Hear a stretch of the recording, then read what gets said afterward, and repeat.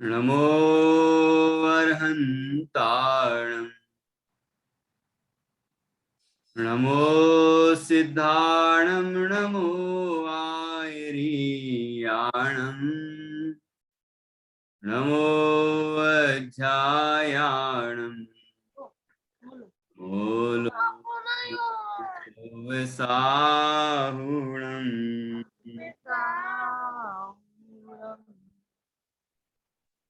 अर्हन्त सिद्ध साहु नित्यं जिण धम्म वयन पडिमाहु जिण निलयाय इधराए नवदेवादिन तुम्हें बोही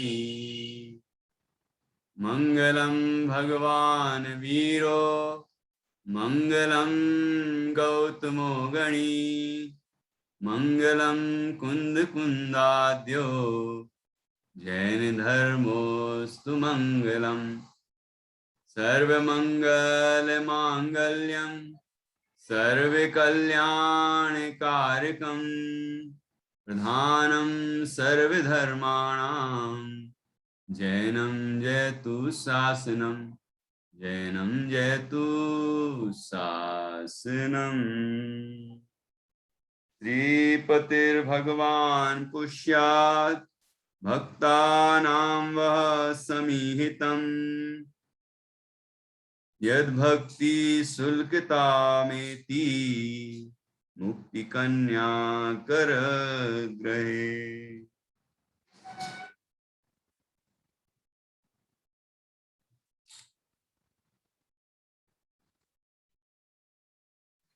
आचार्य श्री बादीव सिंह द्वारा रचित यह छत्र चूड़ामणि अपर नाम जीवनधर चरित्र है।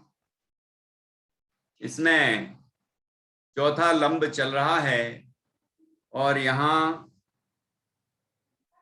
जीवनधर कुमार एक नदी के किनारे फागोत्सव के लिए गए थे, तो वहां जो घटना घटित हुई उसके ही बारे में बताया गया है।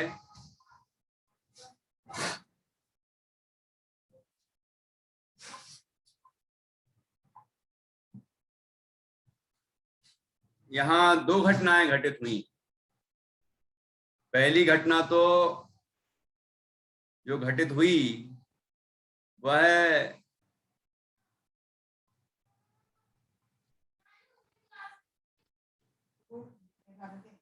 एक कुत्ते से संबंधित घटना, जो कुत्ता मरणासन स्थिति में था उसे जीवनधर कुमार ने पहले ठीक करने का प्रयत्न किया, उपचार करने का प्रयत्न किया, लेकिन सफल नहीं हुए। तो उनने नमोकार मंत्र का उपदेश दिया और नमोकार मंत्र सुनाया तो उस कुत्ते के परिणाम विशुद्ध हुए और उन विशुद्ध परिणामों से मरने से उसे देवायु की प्राप्ति हुई और वह व्यंतर जाति का देव यक्षेंद्र हुआ, यक्षों का भी इंद्र हुआ और उनका उपकार स्मरण करने के लिए वापस लौट के आया।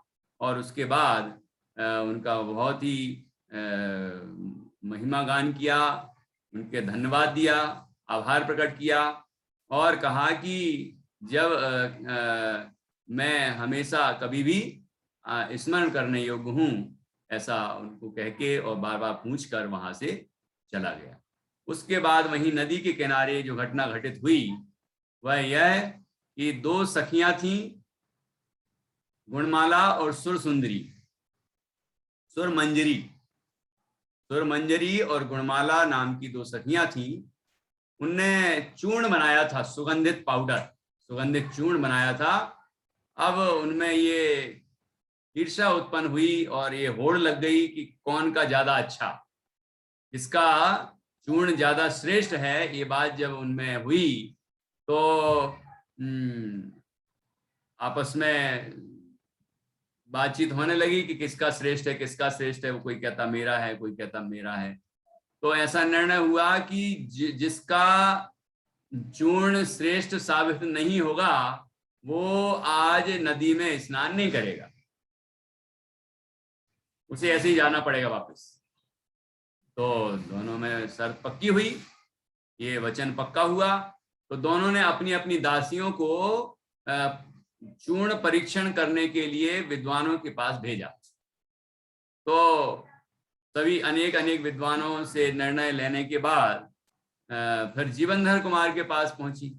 तो जीवनधर कुमार ने भी यही कहा कि गुणमाला का चूर्ण ही श्रेष्ठ है, सुरमंजरी का चूर्ण असमय में बनाया हुआ है और वह वसंत ऋतु के योग्य नहीं है।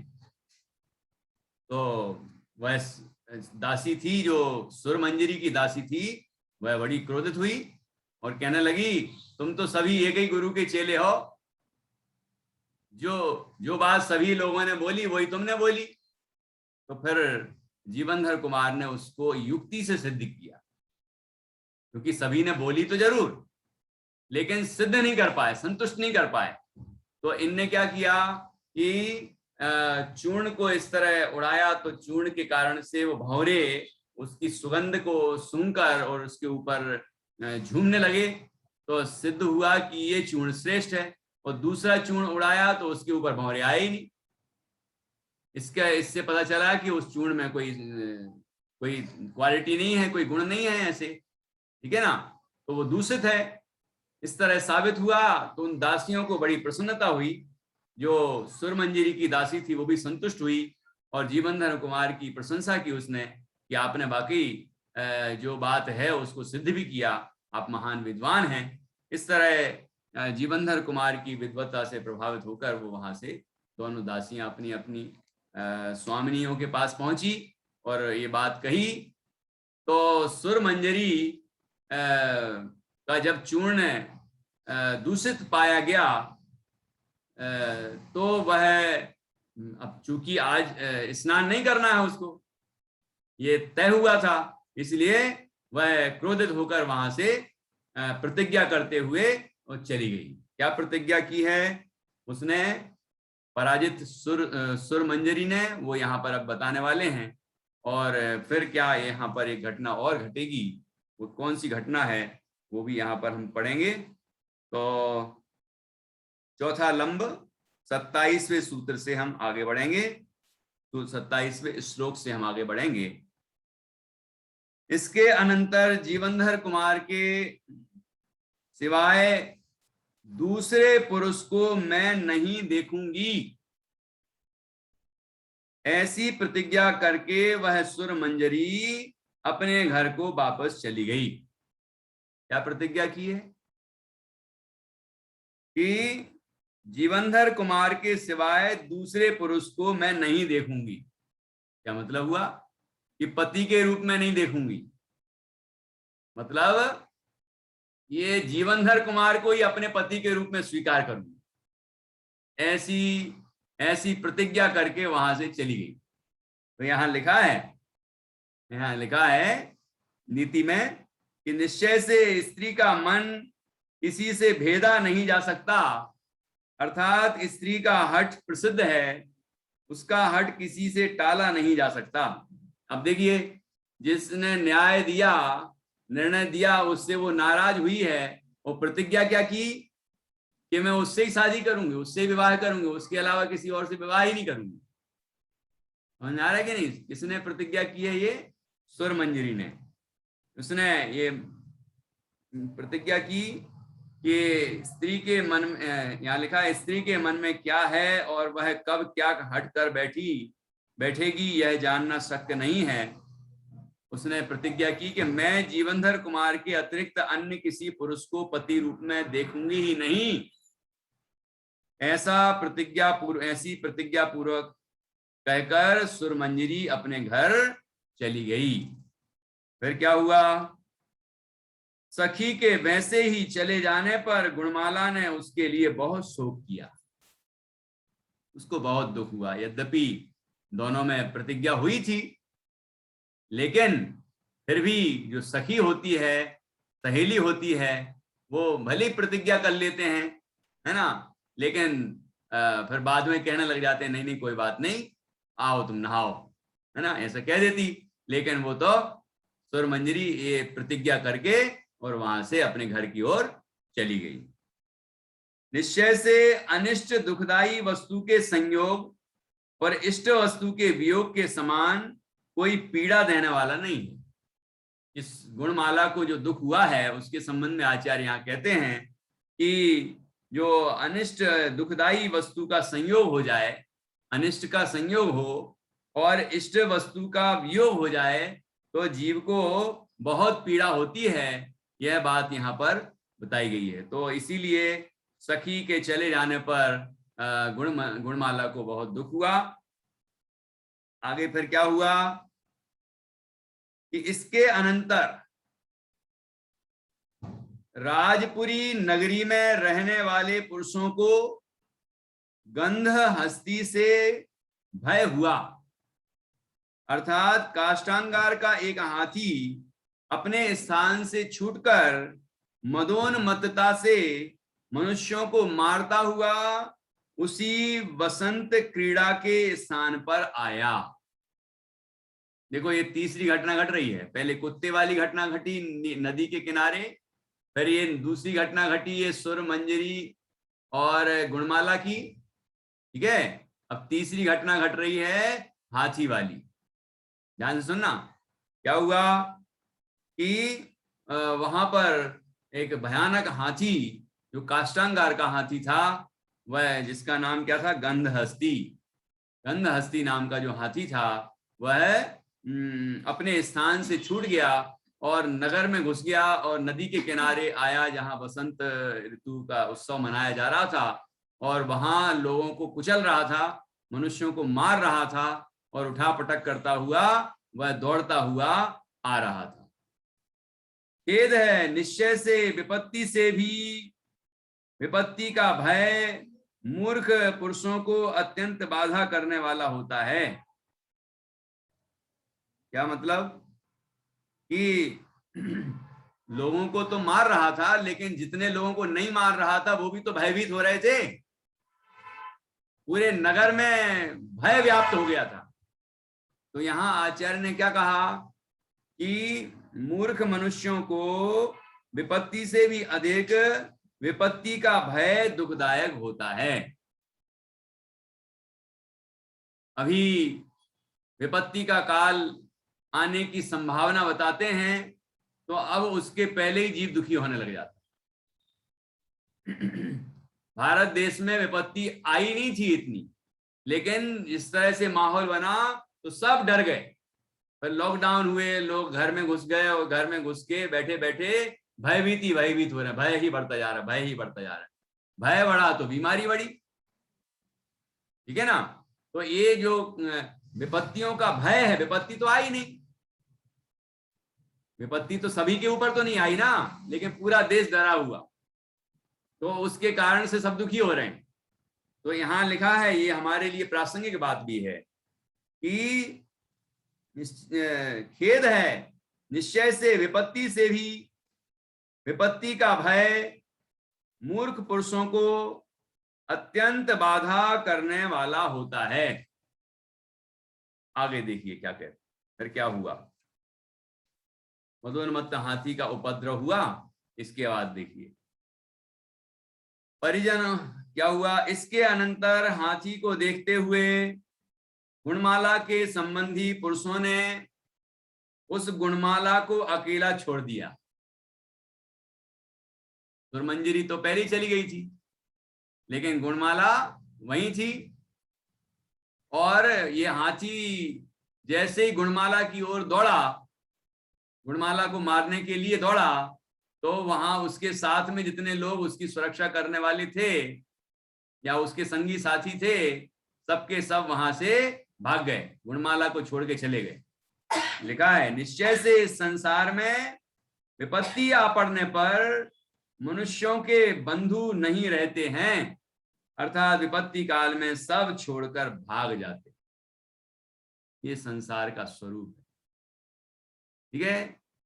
तो ऐसी स्थितियां जीवन में अनेक क्षणों में हमें देखने को मिलती हैं। जब हमारे ऊपर विपत्ति आती है, संकट आते हैं, समस्याएं आती हैं, तो लोग हमें छोड़ छोड़ के भाग जाते हैं। उसका एक कारण भी है। ये संकट क्यों आया? संकट आता है असाता वेदनी के उदय से, पाप के उदय से। तो लोग भी क्यों भागे? क्योंकि पाप का उदय है, पाप का उदय है, असाता वेदनी कर्म का उदय है, तो इष्ट का वियोग हो रहा है, अनिष्ट का संयोग हो रहा है। विपत्ति अनिष्ट का संयोग है, और हमारे जो प्रियजन जो चले गए हमें छोड़कर, वो इष्ट का वियोग है। तो इष्ट का वियोग और अनिष्ट का संयोग ये असाता वेदनी कर्म के उदय से होता है, इसलिए ऐसा हुआ। इसलिए ऐसा होता है कि हमारे जो साथी हैं वो भी हमें विपत्ति काल में छोड़ के चले जाते हैं। तो इस तरह की स्थितियां जो बनती हैं, वो ये संसार का ऐसा ही स्वरूप है। तो हमें ऐसे संसार से विरक्त होने का प्रयत्न करना चाहिए, संसार अवस्था से मुक्त हो, इसके लिए मोक्ष मार्ग में प्रवेश करना चाहिए, ऐसी हमें प्रेरणा लेना चाहिए। यहाँ पर सभी वो गुणमाला को छोड़ के भाग गए। तो यहाँ कहा कि विपत्ति के समय में कोई सहायक नहीं रहता है। इस जगत में जीवों पर आपत्ति आ जाने पर कोई भी सहायक नहीं होता है। आगे देखिए फिर क्या हुआ कि कोई तो होगा जिसने उसको बचाया होगा। क्यों निसर्ग? नित्या प्रतिष्ठा कहाँ गई? प्रतिष्ठा आ रही, बता रही है। जीवनधर कुमार, जीवनधर कुमारी दिख रहे हैं। अभी देखो अगला छंद, अगले श्लोक में पढ़िए। कोई धाये, सुन लो आरोही तेरा इधर आती, कोई धाये इससे पहले मेरे हत हो जाने पर पश्चात इस कन्या को मारना, यह कहकर और गुणमाला को पीछे कर दया भाव से खड़ी हो गई। कोई धाय, धाय मतलब धाय माता के समान होती है ना, धाय माता, जैसे कि जीवनधर कुमार के जन्म के समय में ही धाय आई थी, वो देवी धाय बन के आई थी। तो ऐसे ही धाय, धाय वो माता, पालनहारी माता होती है। तो कोई धाय गुणमाला को अपने पीछे करके और सामने खड़ी हो गई हाथी के, मतलब हाथी आ रहा दूर है अभी, लेकिन सामने खड़ी हो गई और कह रही है कि पहले तुम मुझे मारो, उसके बाद इसको मारना। वो ढाल की तरह खड़ी हो गई धाय। तो यहाँ लिखा है कि वो स्वामी भक्त थी कि अपनी जो स्वामी है, स्वामी की बेटी है, उसके ऊपर संकट आ रहा है तो वो अपनी जान पर खेलने को तैयार है, ढाल बन के खड़ी हो गई। ठीक है ना, यहाँ लिखा है, समझ में आया कि नहीं? अब जीवनधर चरित्र है तो जीवनधर कुमार तो आएंगे ही, लेकिन जीवनधर कुमार के अलावा भी तो कोई होगा जो ऐसे सज्जन होंगे, है कि नहीं? और लोग भी तो होंगे कि नहीं होंगे? तो यहाँ वो धाय ऐसी सज्जन थी। एक स्वामी भक्त धाय ने गुणमाला की रक्षा के लिए अनुपम धैर्य और साहस का परिचय दिया। वह यह कहती हुई कि हाथी सबसे पहले मुझे मारेगा, फिर इस कन्या गुणमाला को अपने पीछे छिपाकर बड़े धैर्य और साहस के साथ खड़ी हो गई। फिर क्या हुआ? ये अभी नीति, ये बहुत जोरदार श्लोक है। निश्चय से संसार में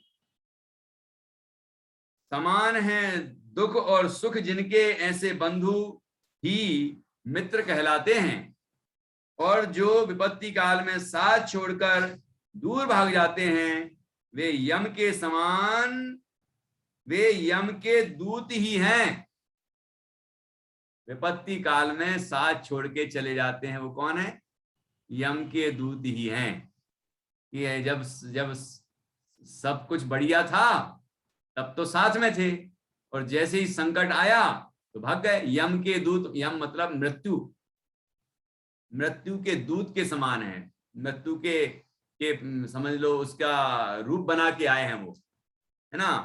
वो खुद ही संकट है वो, कि अभी तो जब अनुकूलता है तो साथ दे रहे हैं, और जैसे ही अनुकूलता समाप्त हुई और प्रतिकूलता जीवन में आई वो भाग गए। वो मित्र नहीं होते, मित्र वो होते हैं जो संकट के काल में सहायता करते हैं। ये बात तो आपने बहुत सुनी होगी, है ना। तो यहां भी इस तरह की नीति लिखी है। सम दुख सुखा एव बंधवो ह्यत्र बांधवा, दूता एव कृतांतस्य द्वंद्व काले परांगमुखा। ये एक श्लोक है, 32 नंबर का श्लोक है। ये श्लोक सभी को अच्छे से याद करना चाहिए। ठीक है, सच्चे मित्र का ये लक्षण है, पूरे श्लोक में दिया गया है। सुख में सुखी, दुख में दुखी होने वाले साधर्मी ही सच्चे मित्र और बंधु हैं। आपत्ति आ जाने पर साथ छोड़कर भाग जाने वाले लोग तो मानो साक्षात यम के ही दूत हैं। ऐसी जगत में कहा जाता ना कि यमदूत आ गया, यमदूत आ गया। ऐसा कोई अपन मानते नहीं है कि कोई यमदूत आता है, लेकिन ये मृत्यु ही आती है, उसी को यमदूत कहते हैं। वो मृत्यु कोई आती थोड़ी है कहीं से बाहर से, ऐसी आती है। आयु कर्म का क्षय हुआ, उसका नाम मृत्यु। आयु, जो आयु से शरीर में रह रहे हैं, आयु कर्म का क्षय हुआ तो ये आत्मा इस देह को छोड़ के अन्यत्र चला जाता है, इसका नाम मृत्यु। ठीक है ना। तो इस तरह से यहाँ पर लिखा है कि जो विपत्ति के काल में साथ छोड़ के चले जाएं, वो यम के दूत के समान ही है।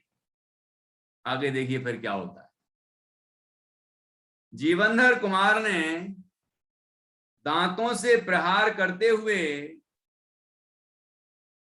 उस हाथी को देखकर हटा दिया।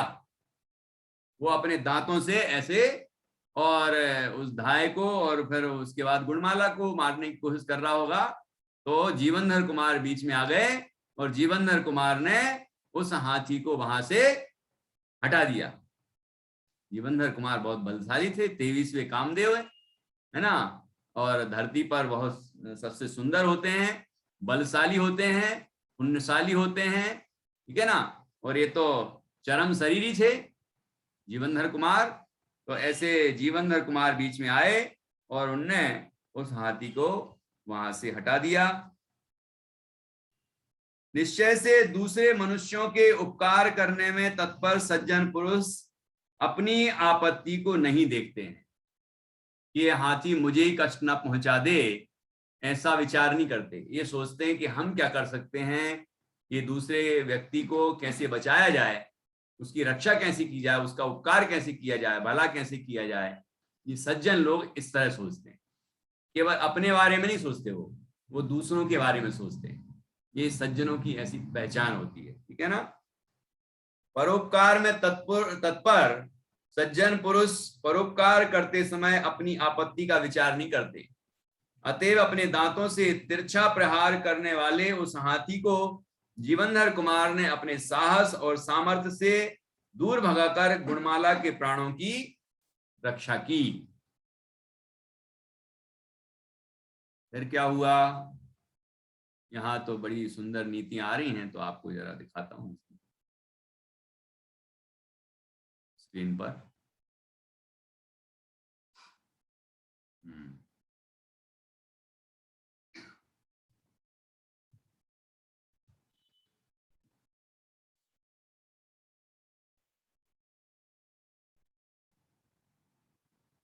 ये इसके पहले वाला पॉइंट आया था, इसके नीचे की पंक्ति है, दिख रहा है आपको? दृश्य भी देख लो आप, नित्या दृश्य भी देख लो, है ना। हाँ, ये नीचे की पंक्ति जो है इस श्लोक की, ये एक सूक्ति है।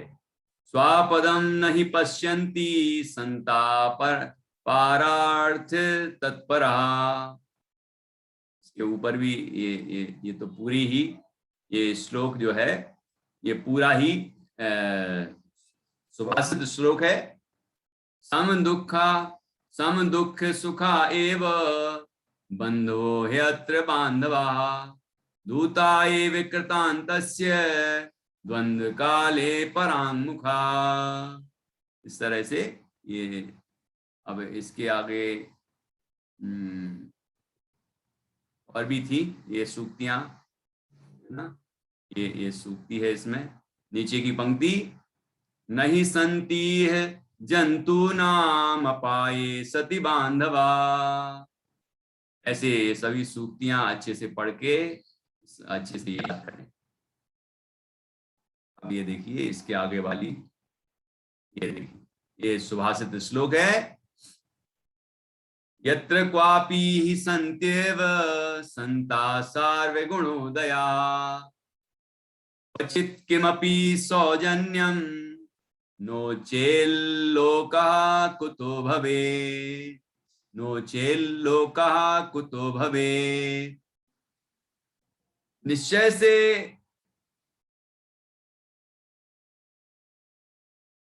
सबके हित के लिए ही हैं गुणों की उत्पत्ति, जिनमें ऐसे सज्जन पुरुष कहीं पर विद्यमान ही हैं। यदि कहीं पर कुछ भी सज्जनता ना हो तो फिर संसार ही कैसे चलेगा। ये जो निराशा आने लगती है, आजकल तो सब दुर्जन ही हैं, सारे दुष्टों का ही राज्य है, सज्जन तो रहे ही नहीं। अब ये बात नहीं है, ऐसे निराश नहीं होना चाहिए, है ना। हम लोग क्यों नहीं है सज्जन?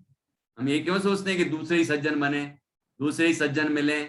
हम लोग सज्जनता का परिचय दें तो हम ही सज्जन है क्या नहीं?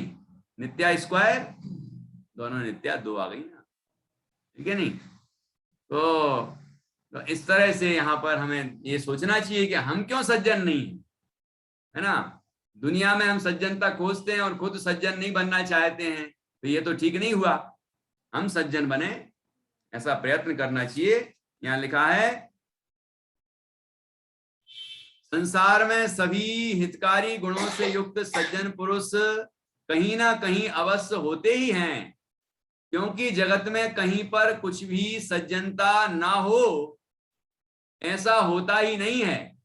यदि संसार में कहीं सज्जनता न रहेगी तो सज्जनों की सत्ता सज्जनों की सत्ता भी नहीं रहेगी। यदि संसार में कहीं सज्जनता न रहेगी तो सज्जनों की सत्ता भी नहीं रहेगी, और फिर संसार कैसे चलेगा? कि संसार ही समाप्त हो जाएगा फिर, है ना। तो इस तरह से यहाँ पर बहुत सुंदर नीति कथन किया है। आगे और है, देखिए,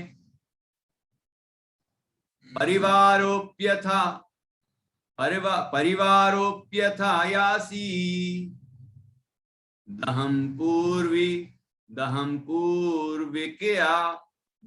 पूर्विकया स्वयं स्वास्थ्ये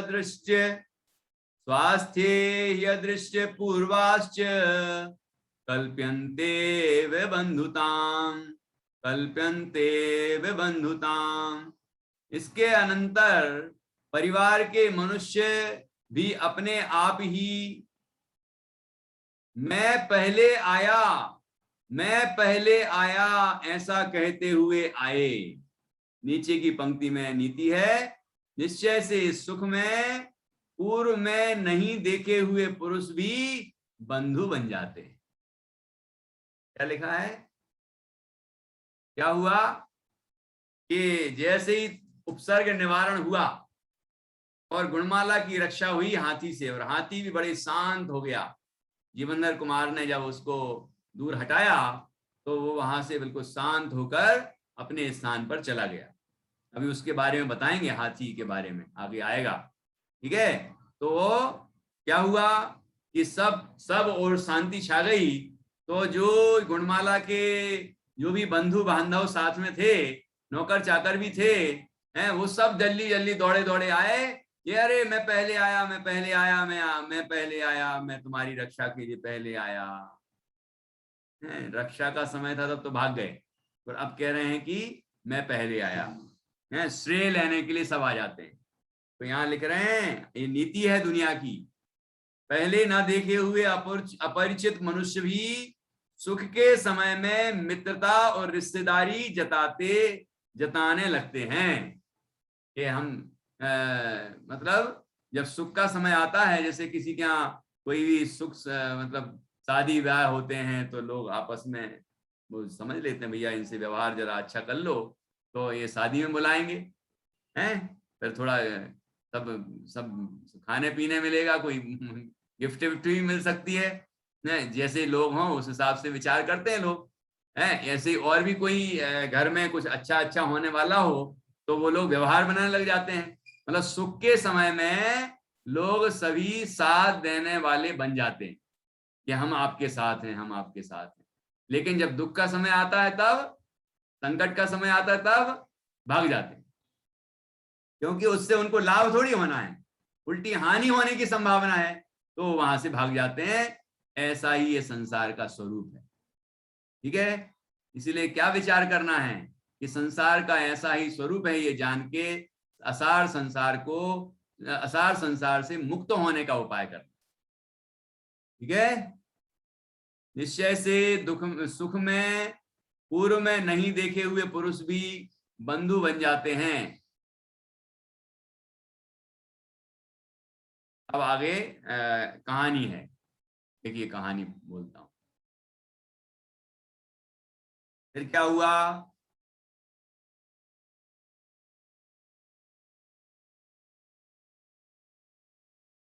एक दूसरे को परस्पर देखने से कन्या गुणमाला और जीवनधर कुमार में प्रीति उत्पन्न हुई, दोनों में प्रेम हो गया। जीवनधर कुमार गुणमाला ने जीवनधर कुमार को देखा, जीवनधर कुमार ने गुणमाला को देखा, और दोनों में प्रेम का भाव पैदा हो गया। निश्चय से मनुष्यों के दुख के पश्चात सुख और सुख के पश्चात दुख होता है, ये संसार का स्वरूप है। दुखस्यानंतरम सौख्यम ततो दुखम ही देहिनाम, ये 36वें सूत्र की दूसरी पंक्ति है। दुखस्यानंतरम सौख्यम ततो दुखम ही देहिनाम, प्राणियों को दुख के बाद सुख और सुख के बाद दुख होता ही रहता है। फिर नहीं शांत हुआ है हृदय का संताप जिसका, अर्थात काम पीड़ा से संतप्त वह कन्या घर को चली गई। उसके हृदय में जीवनधर कुमार के प्रति प्रेम का भाव उत्पन्न हुआ, काम भाव उत्पन्न हुआ, और फिर उससे वो संताप सहा नहीं गया तो वह वहां से चली गई। ठीक है, यदि विवेक रूपी जल का प्रवाह नहीं हो तो फिर राग रूपी अग्नि किससे शांत हो सकती है? विवेक से ही अग्नि शांत होती है, राग रूपी अग्नि विवेक से, है ना, समझदारी से, सही गलत के ज्ञान से, हिताहित के विचार से। लेकिन वो जब अंदर में राग का भाव आता है, काम भावना जागृत होती है, तो ऐसे समय में विवेक जो है वह धूमिल हो जाता है, विवेक शून्य हो जाता है। तो यहाँ पर लिखा है कि उस गुणमाला के हृदय में जीवनधर कुमार के प्रति काम व्यथा उत्पन्न हुई, तो उससे वो दुखी हो गई और वहां से फिर चली गई। यदि नीति है, यदि विवेक रूपी जल का प्रवाह नहीं हो तो फिर राग रूपी अग्नि किससे शांत हो सकती है? अर्थात किसी अन्य साधन से शांत नहीं हो सकती। विवेक ही ऐसा है साधन कि जिससे ये विकार शांत हो सकते। और फिर उसने जीवनधर कुमार के समीप पाले हुए तोते को भेजा। गुणमाला ने क्या किया प्रतिष्ठा कि उसके घर में जो उसने तोता पाल रखा था, गुणमाला ने उस तोते को जीवनधर कुमार के पास भेज दिया। पत्र वगैरह देते ना, चोंच में पत्र दबा दिया, जाओ जीवनधर कुमार को दे आना। ठीक है ना, ऐसे तो आपने कहीं स्टोरी में तो देखे ही होंगे ना, फिल्मों में, कि कोई कबूतर को देता है तो कोई तोते को दे देता है, तो कोई और किसी साधन से पहुंचा देता है अपना प्रेम पत्र और संदेश पहुंचा देता है। तो वही यहाँ हुआ है। हाँ, कुत्ते गले में बांध देता है, तो कोई घोड़े से पहुंचवा देता है, तो कोई किसी आदमी से पहुंचा देता है, जानवरों से भी, आदमी से भी, जो भी हो, है ना, किसी भी माध्यम से अपना संदेश पहुंचा देता है। जब काम पीड़ा सहन नहीं हो रही है तो गुणमाला ने जीवनधर कुमार के पास अपना पाला हुआ तोता भेज दिया। निश्चय से राग से अंधे मनुष्यों को योग्य अयोग का विचार कहां से हो सकता है? कि विचार कहां रहता है? जब विकार अंदर में तीव्र होता है तो विवेक शांत हो जाता है, विवेकहीन हो जाता है, योग्य अयोग का विचार समाप्त हो जाता है, और ऐसी घटनाएं बनती हैं। यहां पर लिखा है कामांध, अपन ने पहले भी पढ़ी है ये सब बातें। कामांध, क्रोधांध, रागांध और धनांध, 3 तरह के अंधे लोगों की बात कर ली हमने। कामांध, क्रोधांध, रागांध और धनांध, ये सभी जीव अंध अर्थात अज्ञानी अविवेकी हैं, अतः ये अनुचित कार्य करने को भी तत्पर हो जाते हैं। गुणमाला भी कामांध हो गई थी, अतः उसने निर्लज्ज होकर पालित तोते के द्वारा स्वयं ही जीवनधर कुमार के पास संदेश भेजा।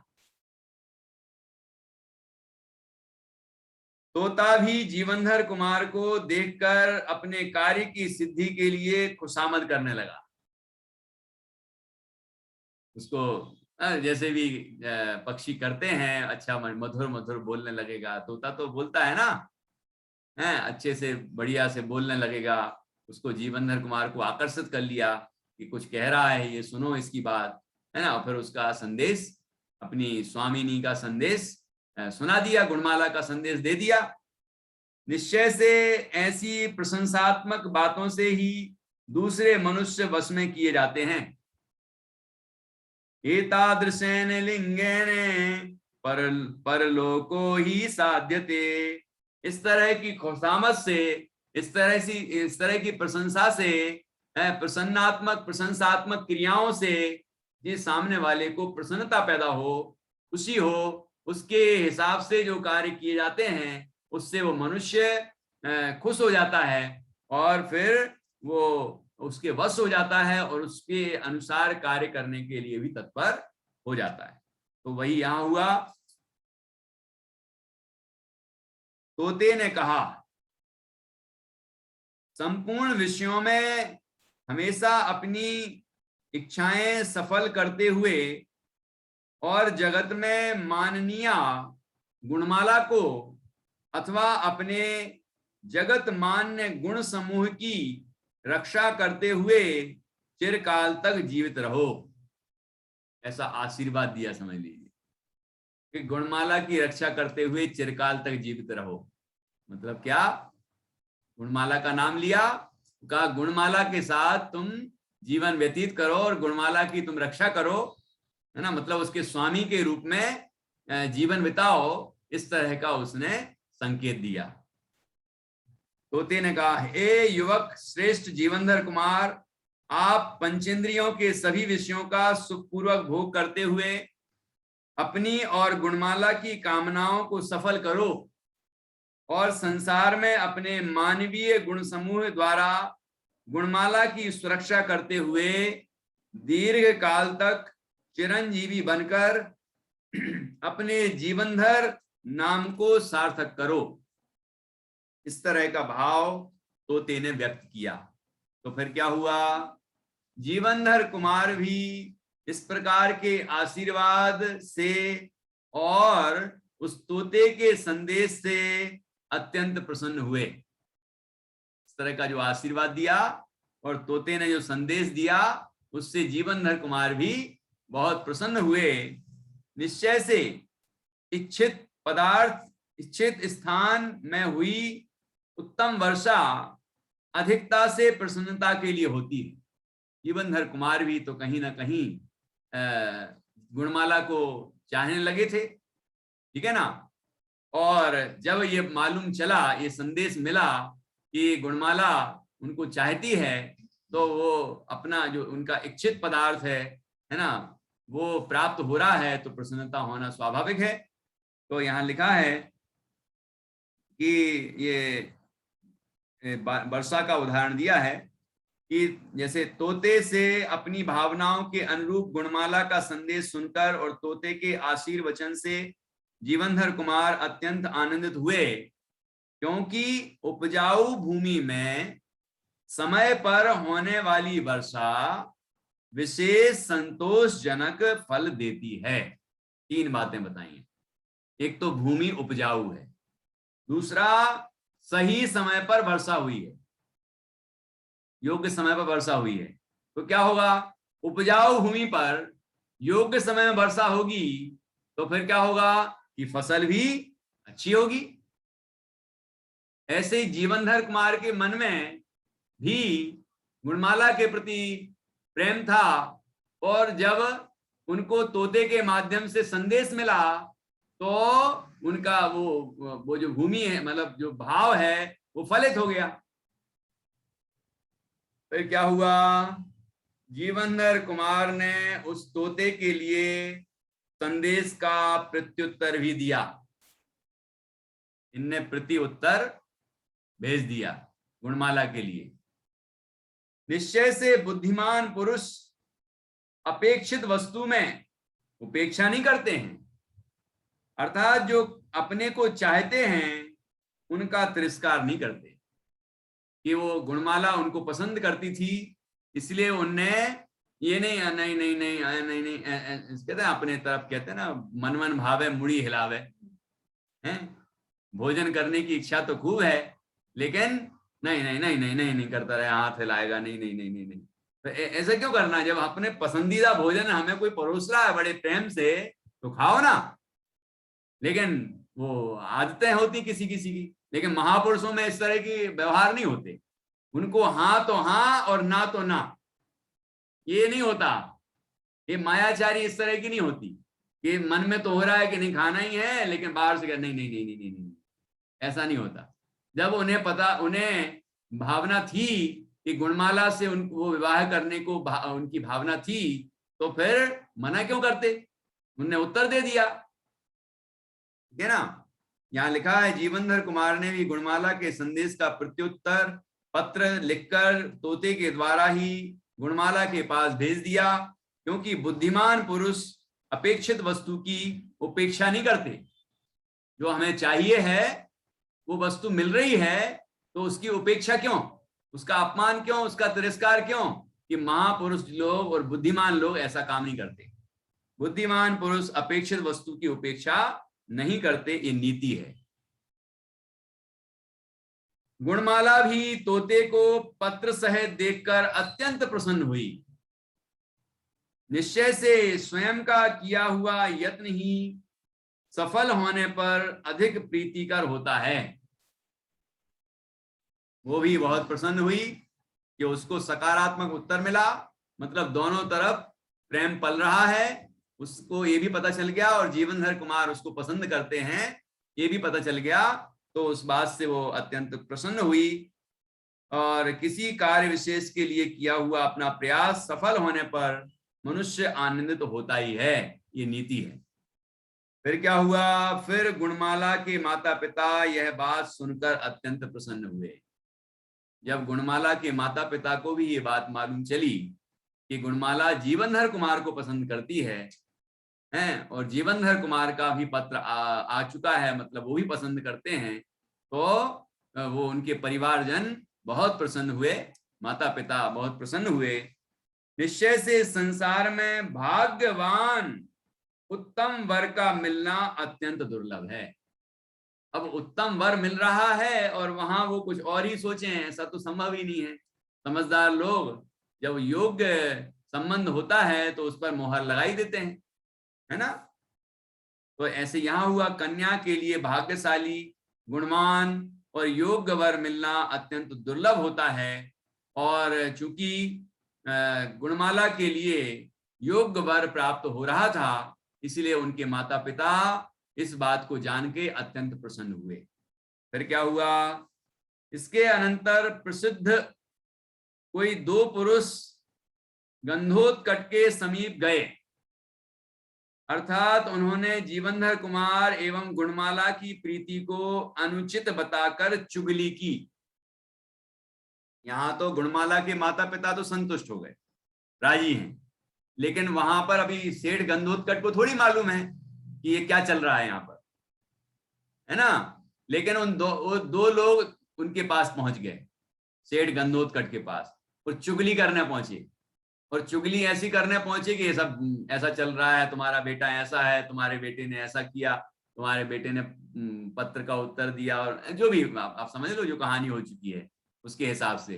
तो उनने तो चुगली की, लेकिन इनकी क्या प्रतिक्रिया होती है वो भी देख लेते हैं आगे, हैं। निश्चय से नीच मनुष्य के मन की वृत्ति हमेशा एक सी स्थित नहीं रहती है। दुष्ट पुरुषों की मनोवृत्ति ही कुछ ऐसी होती है कि उन्हें कोई सर्वोत्तम कार्य भी अच्छा नहीं लगता। उन्हें कोई योग्य संबंध हो रहा हो, योग्य कार्य हो रहा हो, तो उन्हें जचेगा नहीं। वो कुछ ना कुछ उसमें विघ्न बाधाएं डालने की कोशिश करते हैं, क्योंकि वो दुष्ट हैं। नीच मनुष्यों की मनोवृत्ति सदा एक सी स्थिर नहीं रहती, उन्हें चुगली करने में ही आनंद आता है। अब लेकिन समाचार तो पहुंच गया ना सेठ जी के पास, तो क्या किया होगा उनने? क्यों नित्या, निसर्ग, क्या किया होगा? उन गंधोत्कट ने भी उन दोनों पुरुषों के वचन सुनकर अनुमति दी, अर्थात जीवनधर कुमार और गुणमाला की प्रीति की प्रशंसा की। निश्चय से दोष रहित पदार्थ दूसरे के कहने से दूषित नहीं होता है। जो पदार्थ, जो कार्य, देखिए चुगली से लोग, बुराई करने से लोग दूसरे को बिना सोचे समझे बुरा समझने लग जाते हैं, लेकिन जो समझदार लोग होते हैं वो ऐसे नहीं होते। वो अपनी विवेक और अपनी बुद्धि और समझ को प्रयोग करते हैं और समझ लेते हैं कि नहीं, कोई दोष नहीं है, तो ठीक ही है, ये संबंध उचित है। तो निश्चय से दोष रहित पदार्थ दूसरे के कहने से दूषित नहीं होता है, ऐसा यहाँ पर सिद्ध हुआ। और फिर क्या हुआ कि इसके अनंतर जीवनधर कुमार ने कुबेर मित्र द्वारा दी हुई विनय माला की पुत्री गुणमाला का विधि पूर्वक वरण किया। क्या हुआ कि जीवनधर कुमार का विवाह गुणमाला के साथ संपन्न हो गया, विधि पूर्वक विवाह हुआ। और गुणमाला किसकी पुत्री थी? कुबेर मित्र और विनय माला की पुत्री थी। कुबेर मित्र और विनय माला की पुत्री थी और गुणमाला का विवाह जीवनधर कुमार के साथ सानंद संपन्न हुआ। इस तरह ये दूसरा विवाह यहाँ पर हुआ है जीवनधर कुमार का। अभी 6 विवाह और होंगे और अलग अलग तरह की घटनाएं घटेंगी, रोचक घटनाएं घटेंगी, और उससे हमें कई नीतियां सीखने को मिलेंगी। यहीं आप देखिए, पहले इसी अध्याय के अंदर पहले कुत्ते वाली घटना घटी, उससे हमें नमोकार मंत्र की महिमा ज्ञात हुई, ठीक है, और जीव दया की शिक्षा भी मिली, संदेश भी मिला। उसके बाद सुर मंजरी और गुणमाला दोनों सखियों के बीच में क्या हुआ, और फिर जीवनधर कुमार ने अपनी युक्ति से किस तरह से निर्णय किया, अपने निर्णय को पुष्ट किया। और उसके बाद फिर गुणमाला के ऊपर जब संकट आया हाथी का, तो किस तरह से उसकी ढाल बन के उसके सामने खड़ी हो गई। और उसके बाद जीवनधर कुमार ने किस तरह हाथी से गुणमाला की रक्षा की, फिर दोनों में प्रेम हुआ। और प्रेम का कैसा प्रसंग यहाँ पर बताया है वो भी यहाँ आपने जाना। उसके माध्यम से भी हमने संसार का जो स्वरूप है वो भी समझ लिया कि इस तरह के भाव हृदय में होते हैं तो इस तरह की घटनाएं घटती हैं, है ना। और सांसारिक जो स्थितियां हैं उसमें कैसे चुगली करने वाले लोग भी होते हैं, अच्छे लोग भी होते हैं, सज्जन भी होते हैं, दुर्जन भी होते हैं। हमें अपने बुद्धि का प्रयोग करना चाहिए, क्या सही है क्या गलत है, ये विचार करके ही निर्णय करना चाहिए। कोई ने कुछ कहा, कोई ने कुछ कहा, ऐसी किसी कहा सुनी में नहीं आना चाहिए। अपने पास बुद्धि है और शरीर के सबसे उत्तम अंग में है, तो हमें उसका प्रयोग करना चाहिए। और बुद्धि का प्रयोग करके, विवेक का प्रयोग करके, सही गलत का निर्णय करके, अच्छे बुरे का निर्णय करके फिर हमें कार्य करना चाहिए। ये सभी शिक्षाएं यहाँ पर हमें प्राप्त हुई। और इस तरह जीवनधर कुमार का गुणमाला के साथ विधि पूर्वक विवाह हुआ है। मतलब आप जो दुनिया भर की फिल्में देखेंगे तो वहां तो कुछ भी होता है, लेकिन यहाँ कुछ भी नहीं होता। यहाँ जो योग्य है महापुरुषों के जीवन में, जो योग्य होता है वो ही होता है। उनके भोग भी मर्यादित होते हैं, संयमित होते हैं। तो हमें इस तरह की संयम की शिक्षा भी मिलती है। तो इति श्री बादीव सिंह सूरी विरचिते छत्र चूड़ामणौ गुणमाला लंबो नाम चतुर्थो लंबा। ये चौथा लंब यहाँ पर पूर्ण हुआ और अब पांचवा लंब प्रारंभ होगा, जिसमें कुछ और भी विशेष घटनाएं घटेंगी। बहुत ही अद्भुत घटनाएं घटने वाली हैं। और वो हाथी का क्या क्या हुआ था वो अभी काष्टांगार के पास पहुंचेगा कि नहीं, वो समाचार। काष्टांगार का हाथी था और फिर कुछ होगा, फिर कुत्ते का जीव जो देव था यक्षेंद्र, उसका भी तो कुछ अभी रोल बाकी है कि नहीं। तो अभी कुछ घटनाएं, रोचक घटनाएं इसमें घटने वाली हैं और कुछ विशेष शिक्षाएं में प्राप्त होने वाली हैं। और फिर अगला विवाह भी हर सर्ग में होगा, ठीक है, हर अध्याय में एक विवाह होगा। तो ऐसी उसकी संबंध में भी घटनाएं घटेंगी। तो आगे हम क्रमशः ये विषय पढ़ेंगे। अभी ये चौथा लंब यहाँ पूर्ण किया।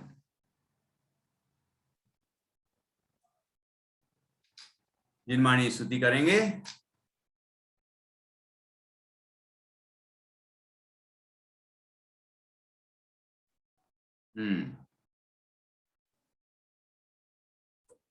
साची तो गंगाय वीतरागवाणी अभिछिन्न धारा निज धर्म की कहानी। साची तो गंगाय वीतरागवाणी अभिछिन्न धारा निज धर्म की पहचान। कहानी जामे अति ही विमल अगाध ज्ञान पाए, जहाँ नहीं संशय आदि पंख की निशान। साची तो गंगाय वीतरागवाणी